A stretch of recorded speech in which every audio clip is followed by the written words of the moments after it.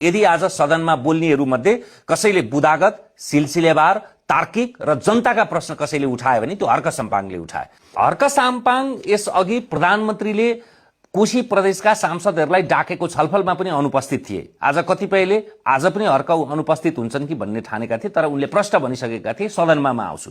समयको विनियोजनका दृष्टिकोणले पनि उनको राजनीतिक दललाई 7 मिनेटको समय थियो।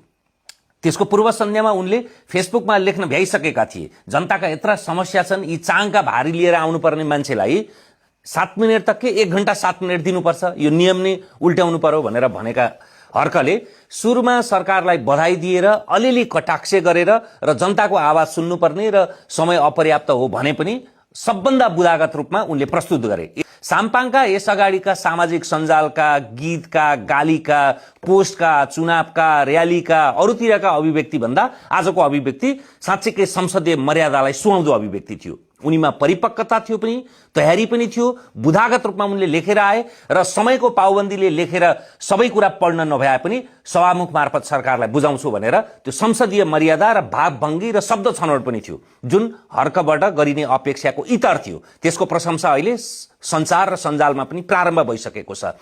हामीले आकलन गर्थ्यौं कि यो सदनको सबैभन्दा अरारो र असहिष्णु प्रतिपक्ष संस्कृति पार्टी हुन्छ होला, हर्क साम्पाङ हुन्छन् होला भनेर भनिएको थियो, तर उनको आजको अभिव्यक्ति र गरिएको तयारी, संसदीय मर्यादा र सँगसँगै त्यो संवाद पश्चात पनि जसरी बाहिरिने क्रममा प्रधानमन्त्री बालेन शाह र उनको अङ्कमाल हुँदै बडाकुसारी हुँदै आयो, त्यसले संसदमा श्रम संस्कृति पार्टी रचनात्मक प्रतिपक्ष हुन्छ भन्ने टिप्पणी गर्नु आज हतारो हुँदैन।